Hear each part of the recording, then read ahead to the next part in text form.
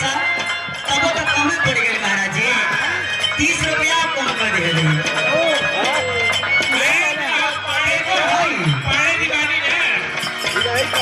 आप ही का है। अरे ना केहू से बोला चाली ना केहू के अच्छा चलिए। अरे देखा जिनको आप लोगों ने सुना और बहुत सम्मान दिया, बिहार के बड़ी अच्छे गायक हैं प्रेमीलाल यादव जी। एक बड़ा सुंदर पुष्प का हार और तमाम रुपये से आशीर्वाद। चलो मैं 100 बार नमस्ते प्रणाम एक ही चीज का कामना करती हूँ कि जब भी पूजा यहाँ हो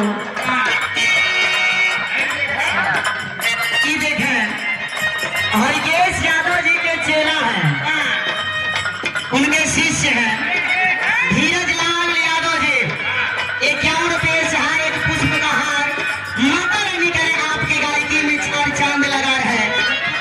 तब दुल्हन कहो दुल्हन काला बाम झार से जब पाल सैया जी।